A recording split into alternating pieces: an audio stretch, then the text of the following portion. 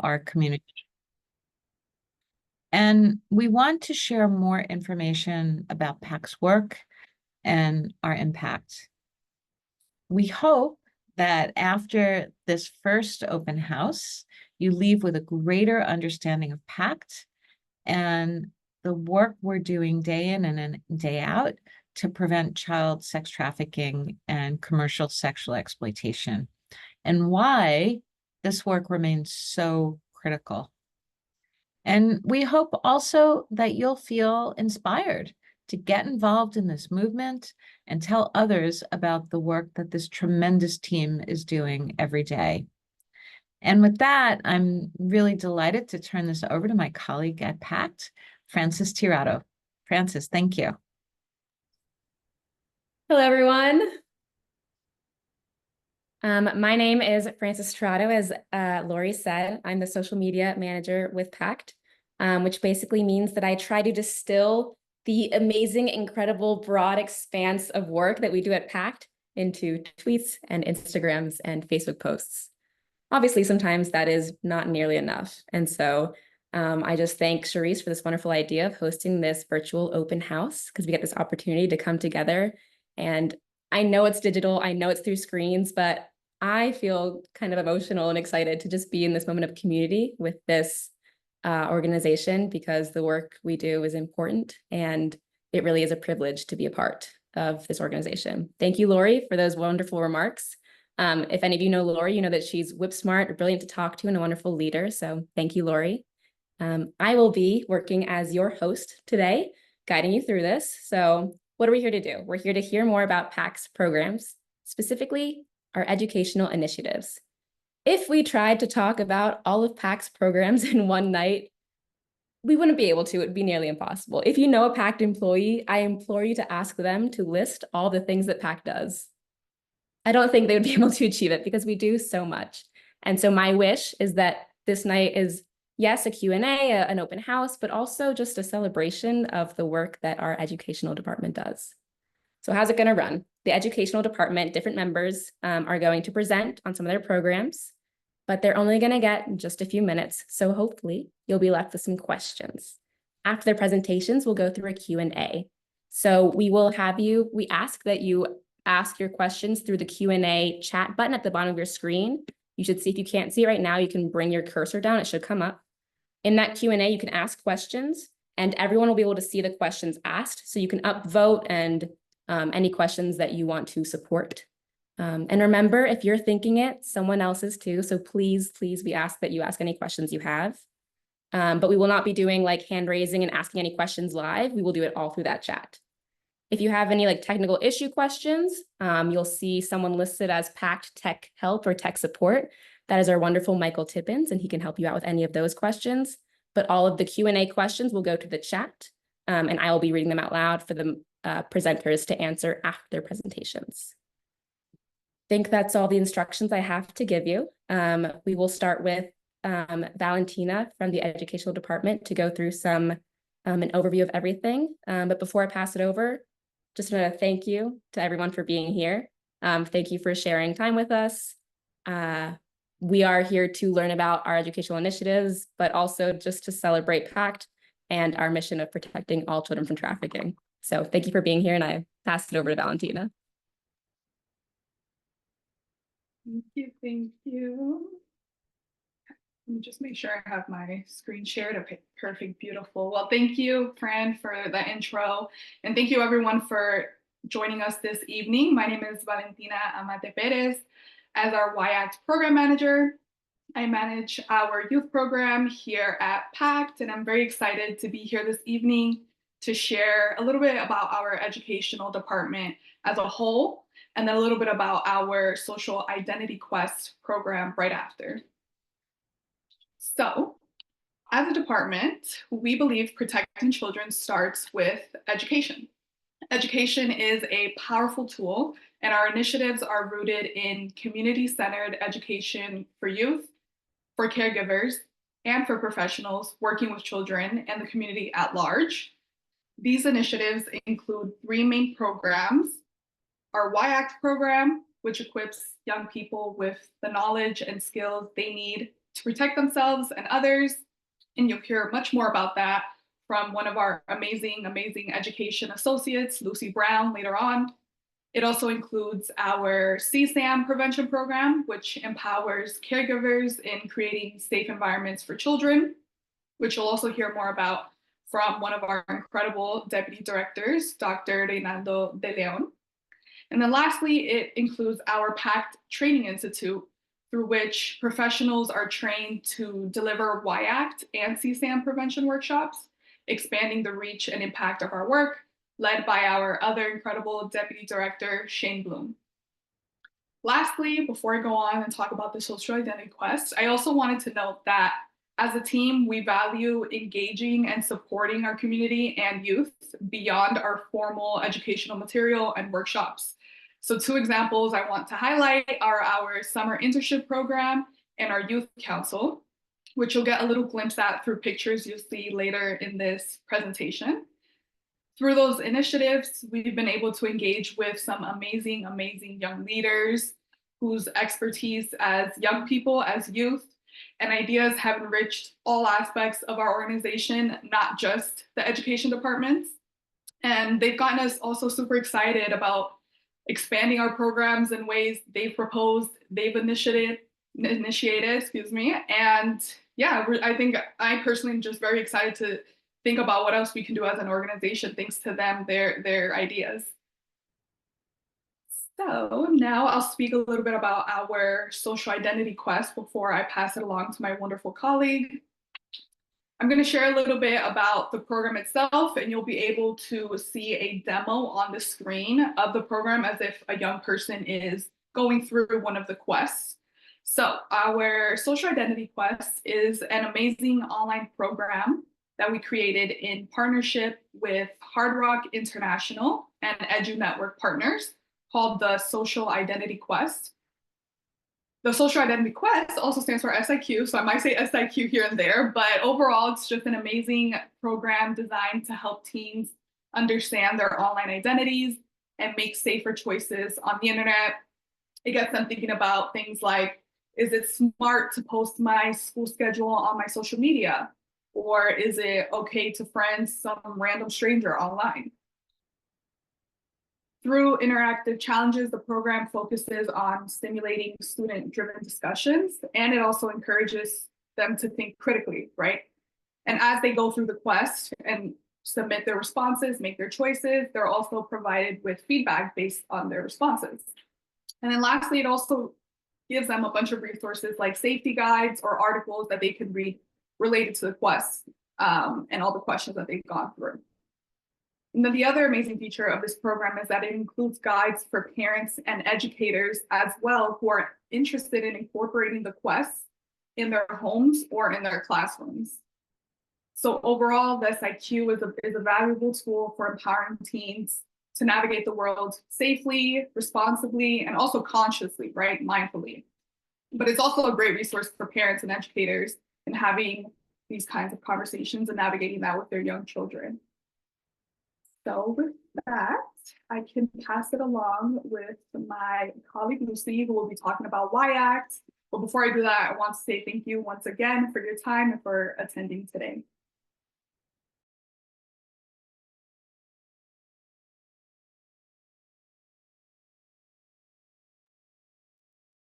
Hi, everyone. It's so great to be with you all this evening. Thank you so much, Valentina. My name is Lucy Brown, and I am one of the education associates at PACT. And today I'm really excited to share a bit more with you all about our Youth Against Child Trafficking program, also referred to as WIACT.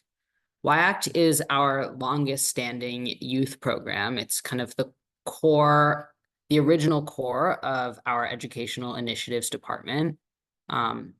We've built out many things in the 4 years that I've been with PACT, and WIACT is what we started from. We are excited always to add new programs and adjust old ones to meet the current needs of our communities and our partners. Yes, so what is it? What is involved in our WIACT program? PACT is meant as a program to encourage youth to feel empowered in their own personal safety. This means they are learning about different issues such as internet safety, healthy relationships, and human trafficking awareness. We explore the connections of different issues to issues of trafficking and exploitation, and we are aiming to help young people feel confident in their ability to keep themselves and their communities safe, and confident in their abilities to ask for help when they know they're struggling or they're in a challenging situation. We have largely worked with 6th through 12th graders on these important life skills, and have recently been really thrilled to be able to expand our curriculum to include 4th and 5th graders with age-appropriate versions of our education. As Valentina stated, our youth programs are part of a broader educational program featuring education for teachers, staff, and caregivers so that the whole community is prepared to support their youth and keep each other safe. We have a lot of focus on skill building and staying away from victim blaming while we are, trying to empower youth to feel confident in keeping themselves safe. We also acknowledge that they are not at fault if they are in a dangerous situation. But it's important to be aware of the choices that we each do have and how they can make powerful and aware choices in their own life. It's really exciting to work with teens and youth on these skills, on scenarios and concepts and activities, and to use their own ideas and experiences to help expand our program. Joining this program for me in the fall of 2020, at the beginning of the COVID-19 pandemic, particularly highlighted the need for youth to be involved in stronger internet safety education. Teens and younger kids were and are very online, and parents and caregivers and the kids themselves were kind of at a loss on how to best manage their time on the internet and their safety. It's really important that teens are feeling secure and safe in their homes and relationships, both online and in person, in order to prevent trafficking. And they really need a safe space to learn life skills. Sometimes, school might be a hard place to talk about challenging topics. So it's important. We're really excited to provide these spaces that are a little separate from their regular educational school life to help youth feel comfortable talking about these maybe kind of scary and challenging topics and give them that space to learn something new. Our 4 main educational areas are, as stated, internet safety, where we explore mindful social media use, scams, elements around healthy and safe texting with each other, messaging, different apps, how to keep materials as private as possible online, and however else teens need. We work on healthy relationships, which involves boundaries, consent, discussing different kinds of relationships. So family, friends, teachers, romantic relationships, exploring the challenges and joys of those. We focus on more specific trafficking prevention, which can involve asking for help when a student or like a young person is in need of basic materials that they aren't able to access, like food or shelter or healthcare. And we help work with youth on how they can use their community as a resource. So this can involve where to go for help if you're struggling. What resources do you have at school or in your community? How do we ask for help even when it feels hard? It's been amazing to watch this curriculum at work. A particular situation is coming to mind. We've spent the last couple of years building an amazing partnership with a small Catholic middle school in the Bronx, and I worked with a small group of 7th grade boys, and at first they didn't ask a lot of questions, but I really wanted to know what was going on for them. So I started using an anonymous question box and required them to write questions for one class. And after initiating this, they were so excited to contribute. I got so many good questions through this process. They were thoughtful and personal. They were silly or embarrassing, but it just made it really clear to me that these young people really needed someone they could talk to honestly about these issues and get real answers.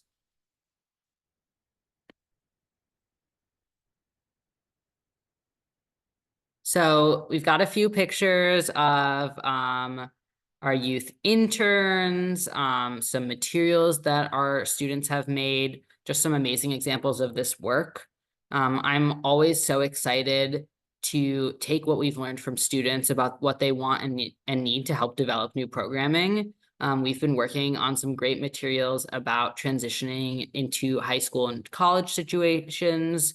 So students learning how to build community and building safety through community.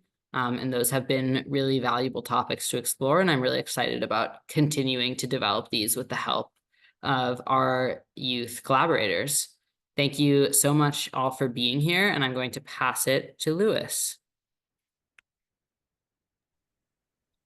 Hello, everyone. Thank you for joining. Give me just 1 second to share my screen.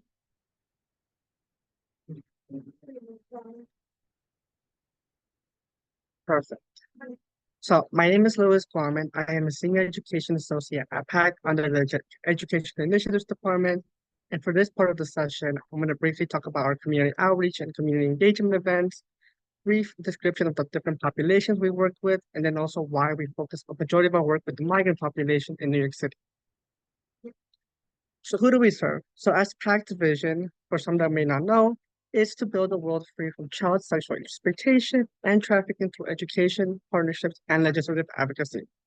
So for the Education Initiatives Department, it is our great priority to make our workshops accessible to all populations, but at times there's certain population identities that are higher risk of human trafficking or child trafficking.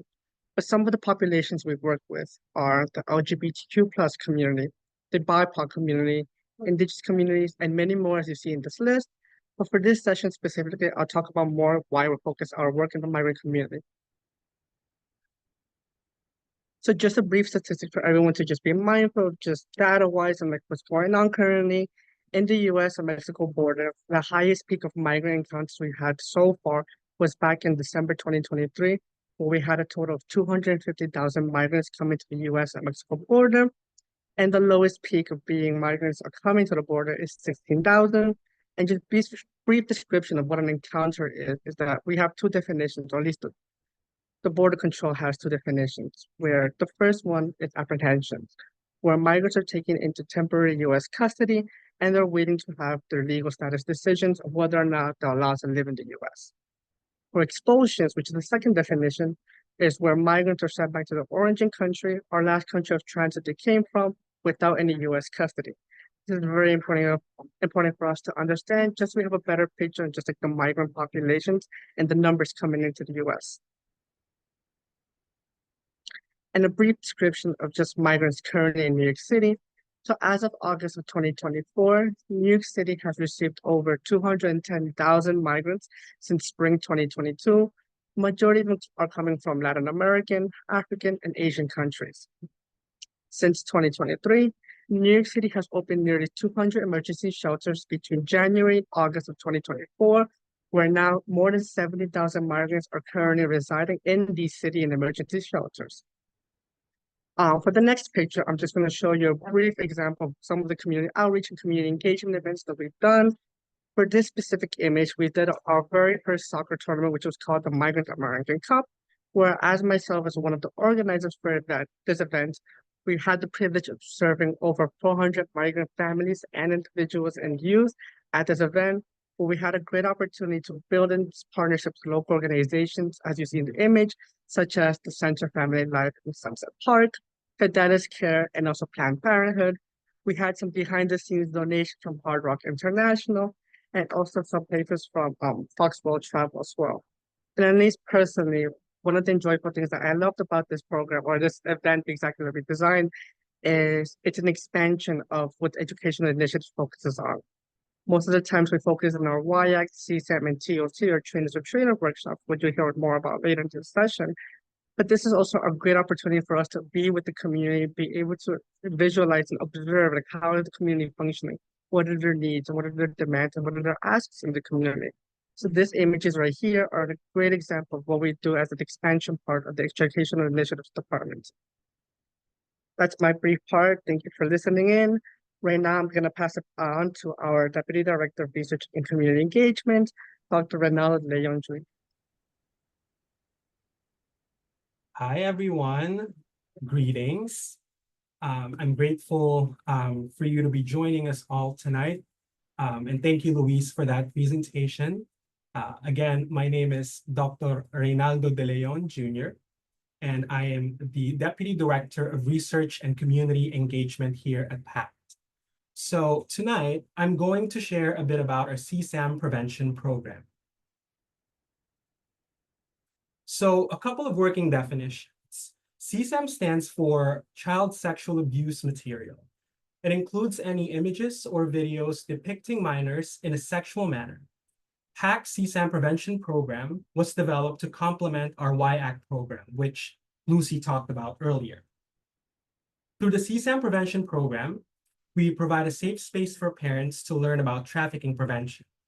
During our workshops, we not only share information about trafficking prevention, but also let our participants share their thoughts about the topic through individual reflections and small and large group discussions.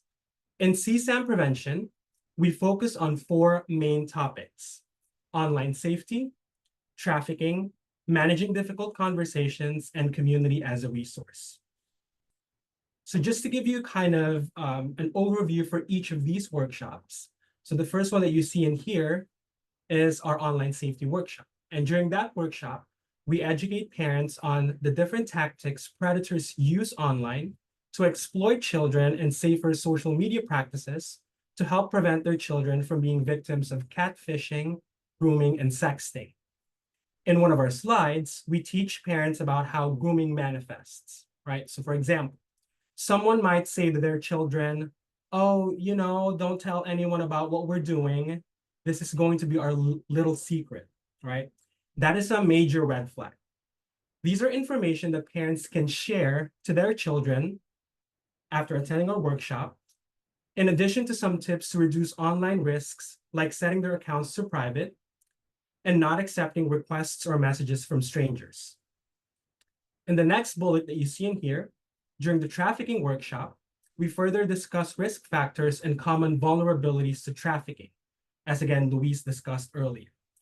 This workshop is the heart of what we do within the Educational Initiatives Department and PACT as a whole, as we impart critical knowledge on preventing trafficking. During our Managing Difficult Conversations workshop, we share information on strategies and best practices for parents to utilize to create that safe space to engage their children in difficult conversations. In addition to using teachable moments to engage their children in challenging discussions. And lastly, during our Community as a Resource workshop, we teach parents how to navigate the internet to search for local organizations that can help assist with their needs. The importance of utilizing a community map to determine places that could be high risk for their child and who to contact when they suspect child trafficking in school. As an activity for this workshop, we work on a community map as a group, right? And ask the following questions to give parents a sense of their children's risks and vulnerabilities to trafficking. So we ask parents about, you know, the places they feel safe or supported and where would they go for help. And then follow-up questions would be, do you think your children would have the same answers? What places do they frequently visit? How is your community map different from your child's community map, in your opinion? Who is in your child's inner circle? And are there potential places that could be high risk for your child? Right now, my focus as Deputy Director is to continue engaging with potential key partners through outreach and tabling events so that we can provide the needed prevention education to our most vulnerable community members, again, as Luis beautifully put it together earlier. The goal is to strengthen established partnerships to continue providing anti-trafficking education to parents and migrant families across the country. This is really important work, and it's so validating to hear from our community members about the work that we do here at PACT. Just last week, we wrapped up a workshop with a key partner. One of the comments from a parent said, I love the advice and tips on how to talk to my kids. It's very helpful because I used to think that only parents could pick the time and place. So this particular parent is, has this kind of thinking back in the past that they were the only one who had to make a decision about something. Like it's not a shared decision between the parent and the child. However, as we share in one of our workshops, that would only close the line of parent-child communication. So it's inspiring, for me at least, that we're able to share critical information that could not only prevent trafficking, but also potentially strengthen familial bonds. So that's my section for CSAM Prevention Program. And now I'm going to pass on the virtual floor to my colleague, Francis Tirado, for Q&A. All right. Thank you so much, everyone, for those presentations. I know I saw them before, but just watching them again now, I was just, again, not mind blown because I know the work you do, but just in awe and just excited to hear everyone share their work with everyone else. So thank you for all of that, everyone. I'm going to remind everyone that you can put your questions in the Q&A right now. I'm going to not ask my questions yet until we get a few more in the chat.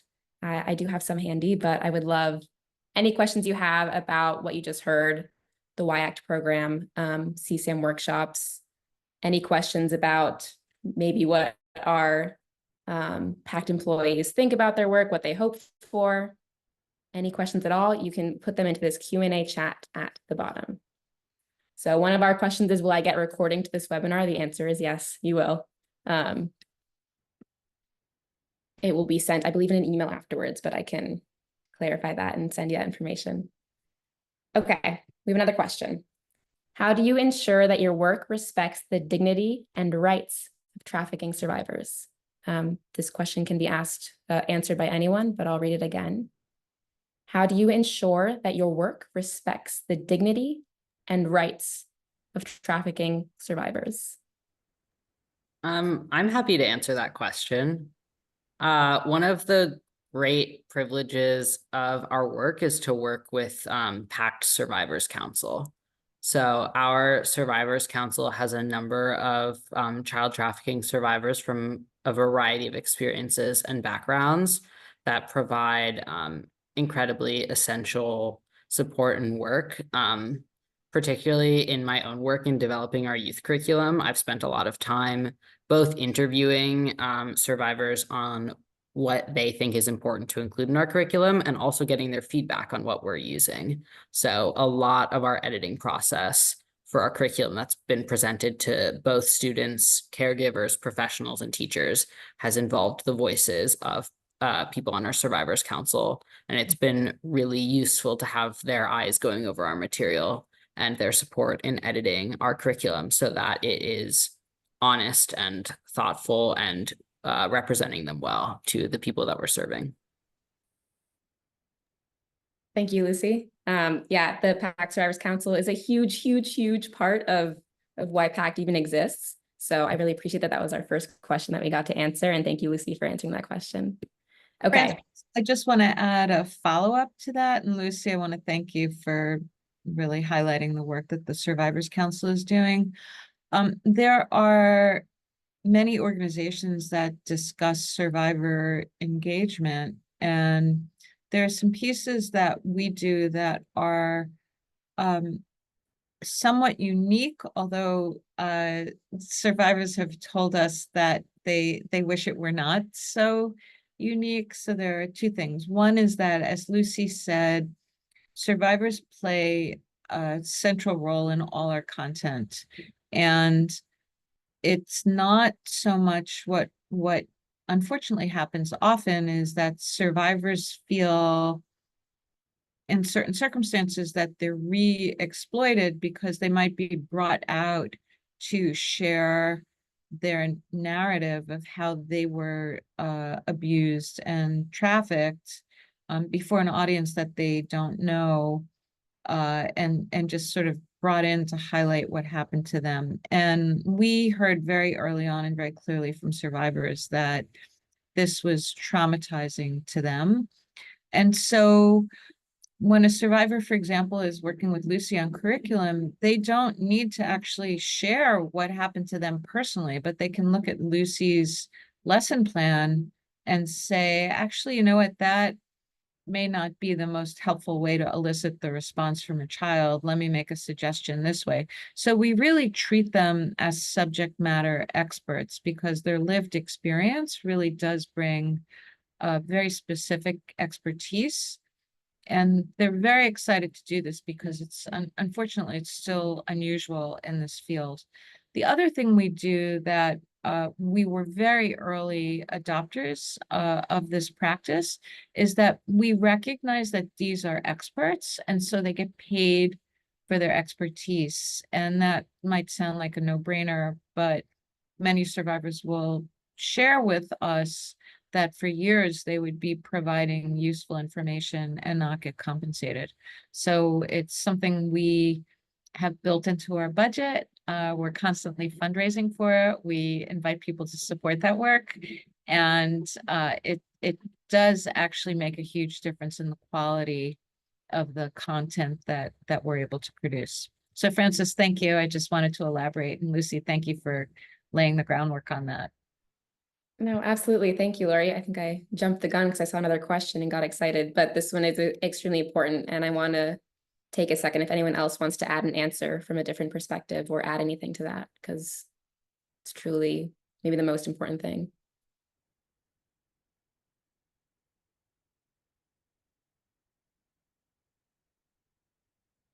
Well, our next question is, do you collaborate with other organizations and government entities?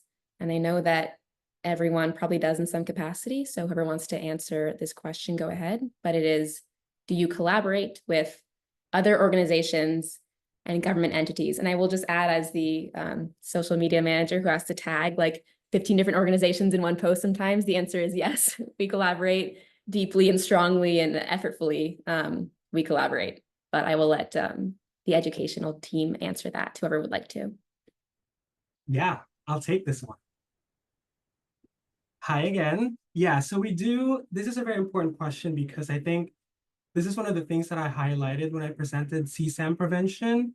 And it's also true with our Y-ACT programming with the youth and also with the PACT Training Institute with professionals. So yes, we do work with a lot of partner organizations, and that is the initial thing that we have to do in order to really get the education that we do at PACT to vulnerable communities, right? So we go to tabling events, we do independent outreach. Oftentimes we walk in the neighborhoods of New York City and literally go into the offices of these organizations, right? So that could be an organization providing health insurance or organizations that's already doing work with the migrant communities.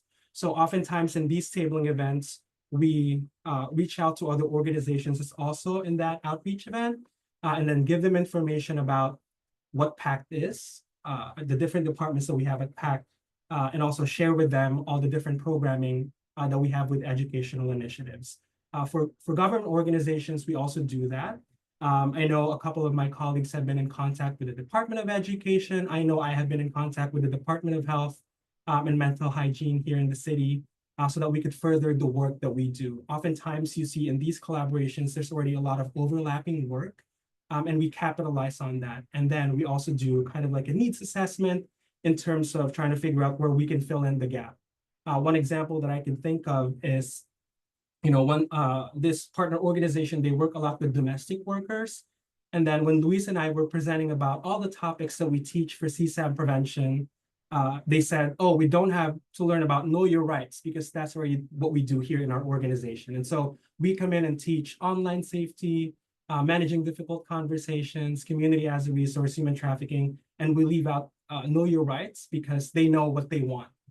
So the work that we do with these organizations, it would really depend on their needs, defined needs. Thank you. That was a very thorough answer. It's almost like, the question was coming or something, because that was an awesome answer. Does anybody else want to add to that? The original question, do you Yes. elaborate? Go for it. I just wanted to add some examples from the youth side of our work. So we also are very excited to collaborate with not just schools, but youth serving organizations. For example, our youth interns is that internship is made possible through collaborating with many community-based organizations throughout New York City, as well as city programs like SYP or other programs like Futures and Options that allow us to host youth from all over the city.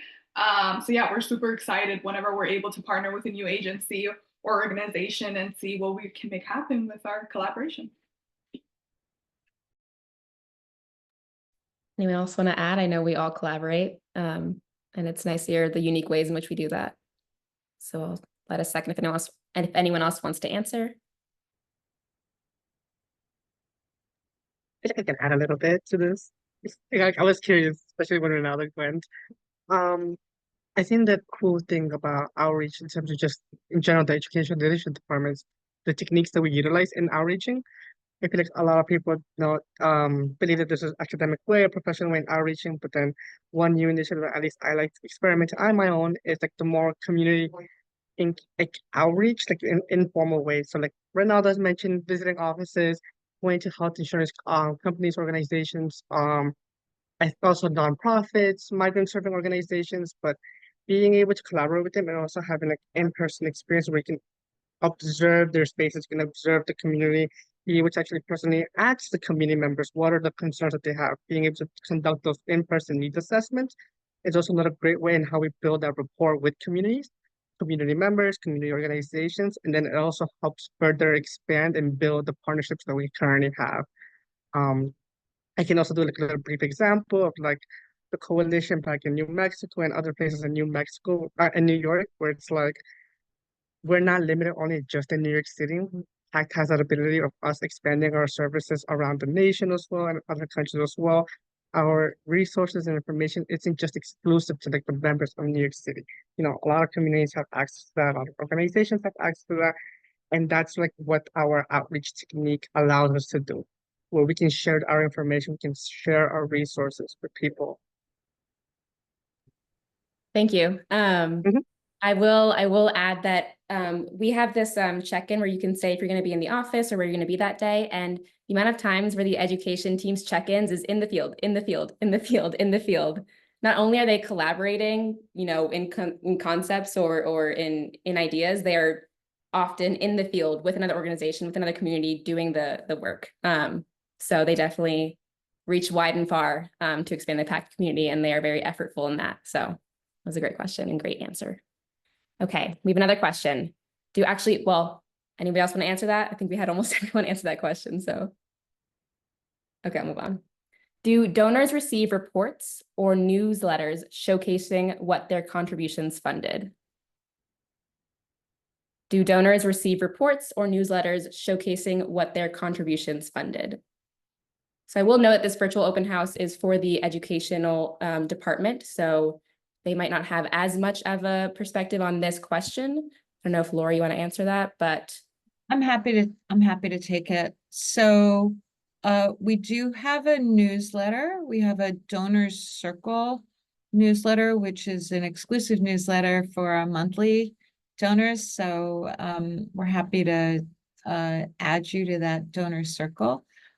We do have annual reports, and we actually have ongoing reports throughout the year. So if you are interested in receiving reports, if you're not on our email list right now, then you can just send us a message at info@wearepact.org, and we're happy to add you to our list. And of course, we just invite you to join our donor circle.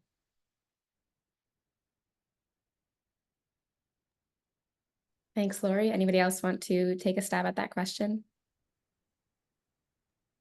I have an answer, but I wanted to highlight a little example because, you know, this is the education version of our open house. And in our last donor circle feature, we actually had a feature on a student that we've worked with. And how I mentioned earlier, we try to engage with youth beyond our formal content, but beyond our workshops. So this young student, I worked with her to set up basically her own version of like a youth council, an anti-trafficking youth council at her high school last school year. And since then, she's done a bunch of things to work in this fight against child exploitation. And one of them was hosting a breakfast fundraiser, which she actually donated the funds to our organization from. And it was amazing. She was able to raise over $600, and she donated that money to our organization for our work, for our educational work. And it was amazing being able to work with her and see just what she produced out of our collaboration and the support we gave to her as a young advocate.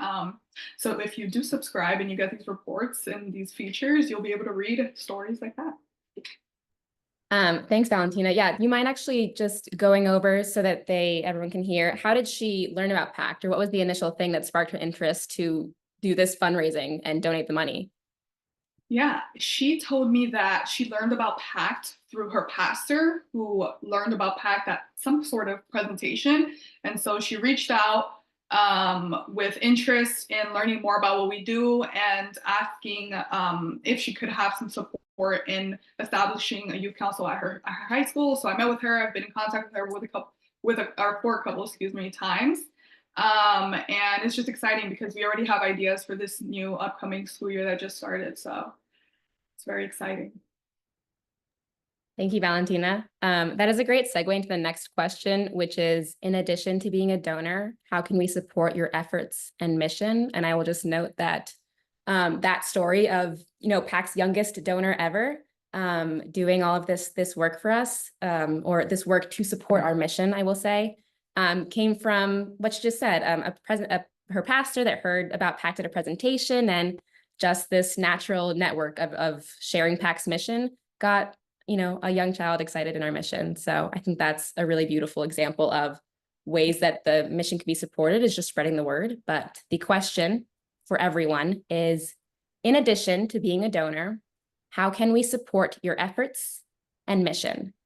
I know there are so many answers to this question, so answer how you would like. Whoever wants to go, how can we support your efforts and/or mission? Go for it, Lori. So I would say invite us to your school, invite us to your house of worship where we can present to members of your community. Invite us to your place of employment. So we're working with hospitals, for example. We're doing a lot of work with the hospitality industry. They're really, sadly, this issue really permeates our society. I hardly know any parents that haven't had some issue with their child receiving messages like catfishing messages, trying to get them to send sexually explicit and abusive images online. So bring us to your community, and we really have a wide reach, and our team, as you can see, is just very passionate about this topic, and we'd love to share that information. Thank you, Lori. Anyone else for, in addition to being a donor, how can we support your efforts and mission? Yeah, I think, and this is something that I do personally, but I also encourage my friends and family members to do this because, one of the topics that we teach both in PACT and CSAM prevention, online safety, internet safety, and so social media, right? So I know Francis could speak more on our social media handles, like for Instagram, for LinkedIn, for Facebook, and perhaps any other social media accounts, but just like resharing some of our posts about the work that we do. Because I remember when I did that, some of my friends are like, oh, you work at an anti-trafficking organization, that's, heavy. Like, how do you do that? How do you educate the community? And it's just so eye-opening to kind of like give them a rundown of the topics that we teach, because as you may know, trafficking does not happen overnight. It takes a lot of several things to occur before trafficking actually happens. So by just sharing information in our through our social media, I think that's one way that you can support our mission. Woo, I agree. I will also just say that I think at one point you said, I think you can support our mission by just talking about this stuff.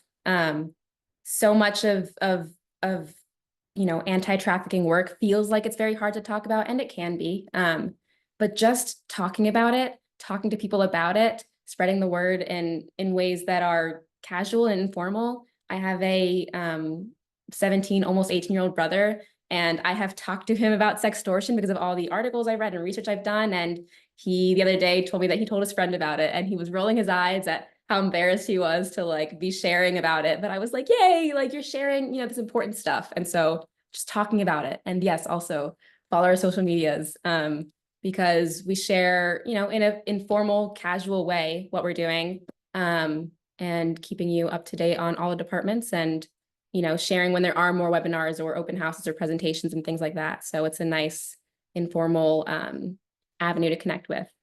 But we have another question. So anyone else want to add how can we support your mission in any other way? Okay, I'll move on. How can we get our kids' schools involved in PACT's educational programming? How can we get our kids' schools involved in PACT's educational programming? You can expand on that question in any way. So I can speak. I'm gonna assume you're asking how we can get PACT workshops in your child's school. And if that is your question, you can either reach out to me, or honestly anyone in our education team, but I don't know if my email has been sent out with the webinar information, but I can also put it in the chat. But yeah, just have your school reach out, or you could even bridge a connection yourself as a parent in an email thread, include me on there, introduce me to someone in your school, and then we'll see what we can make happen. I want to emphasize that we're super flexible and we try to adapt to whatever the school needs, whatever their community needs are, and what they can accommodate us for. So just starting with a conversation, introducing us to your school community, to your child's community is going to go a long way. And we're always super excited to get new partners. So yeah, you can email me, you can bother me all you want. I'm here for you all. I love that. Bother us. I do want to move on to our last question because we are approaching time. I cannot believe it. But we've got a heavy hitter for the last one. So what is the vision for PACT 2 to 5 years from now? And I will also add that you can share a vision for your own program or your own work inside of PACT to open that up, and not make anyone have to answer for all of PACT. But the question is, what is the vision for PACT 2 to 5 years from now? Or what is the vision for your part in PACT 2 to 5 years from now? I'll give you a second to think about it before you answer. It's a great question, whoever asked that. It's tough.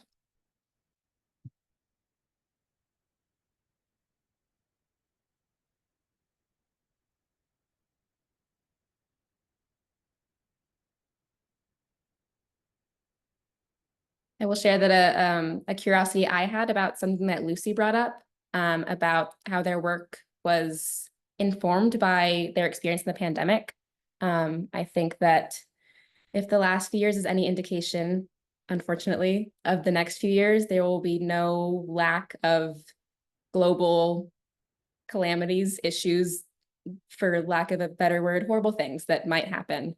And my hope for PACT is that we continue to support vulnerable populations through time periods in which they might become more vulnerable, or there might be more avenues of technology to, have these crimes like sextortion or CSAM proliferating. And I guess my hope is that as the vulnerabilities of the world expand and become harder to breach, that PACT can frankly keep up with it and keep our initial mission, which is protect all children from trafficking everywhere. I mean, I know we're the US-based organization of ECPAT International, but I do hope that we can just continue to expand and protect as many populations as we can in the future. If anyone else wants to answer, we have just a few minutes left for this question. So I've been waiting for the education team to jump in on this. But I look at the extraordinary work that this group has done I have been at PACT for 5 years now, and I started just before the pandemic. So it's very interesting timing. Where we were operating, we were doing really high quality work on a very local level. And the pandemic has been interesting because while it increased the threat to our children, it also provided our team with the opportunities to really lean in and have national impact. So the team is being very modest. They're working in schools and even juvenile detention centers across the country. And what I would like to see in 3 to 5 years is more of that, that we really have this wonderful team of dedicated, knowledgeable individuals who understand what education really should look like. And also guided by the Survivors Council of what does trafficking look like, and see us in every state in the country, and really making sure that our children have tools that will help them keep themselves safe in an increasingly dangerous and challenging environment.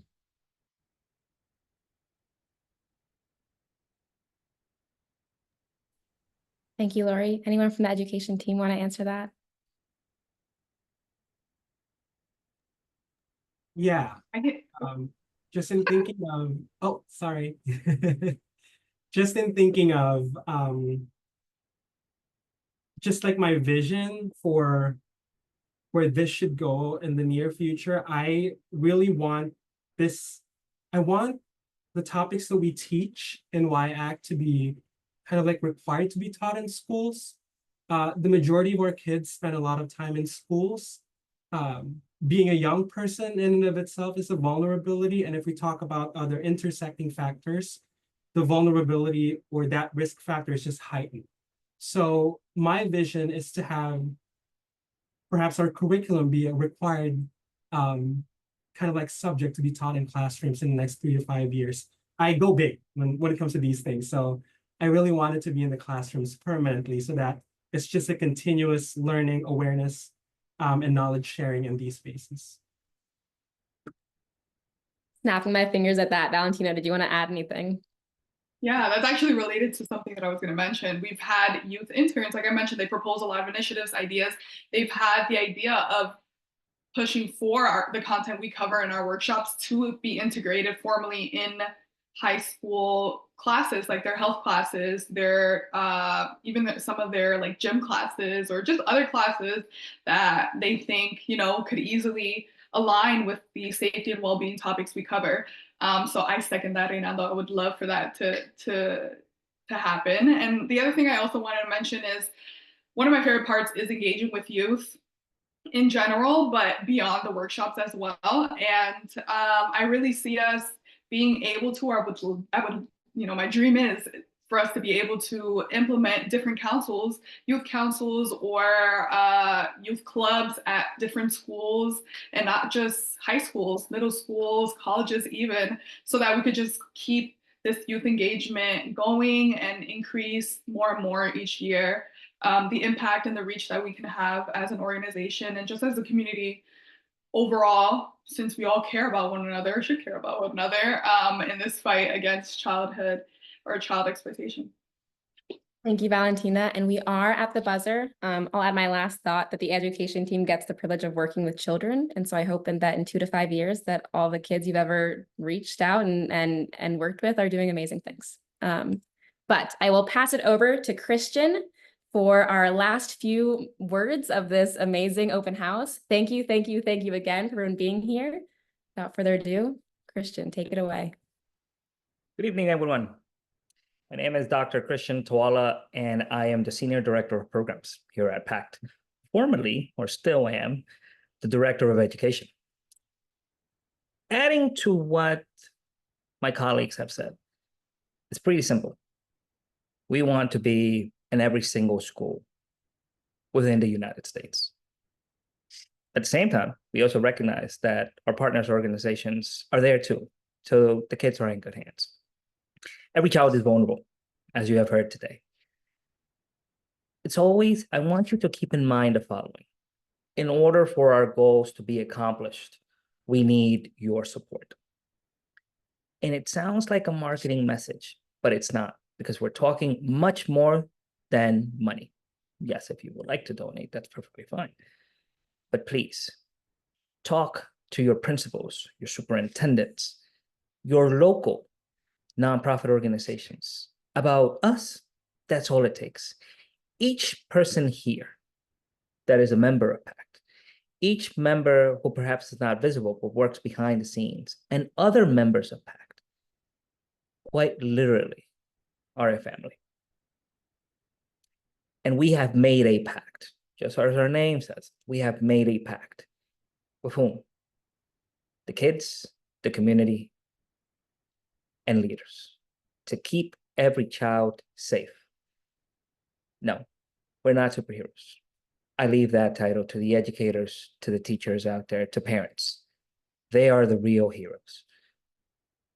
Because each and every single day, they try. They give good messages to kids and keep them safe. One of the things we do at PACT, and the education department does it very, very well, is they continue to give kids the tools so that way their voice can develop and they stand by themselves. Of course, they're never alone, because behind them is always individuals who care for them, right? Once again, I ask you to please support us. In the chat, we have made available all emails where you can reach us. Please, day or night, doesn't matter. If it's nighttime, we will answer in the morning. Just know that, but we will answer.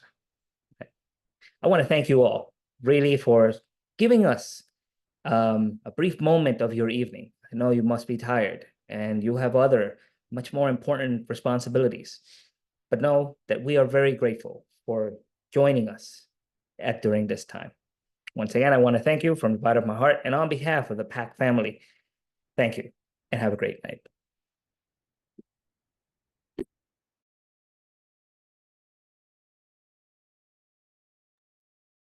I think that's everything. Thank you, Christian, for those words of exit. We put a lot of information in the chat if you want to take a look at any of that. But I will not try to top Christian's message that he shared with us. All of that is it's really important. And thank you for being here. Information in the chat, and have a wonderful, wonderful night.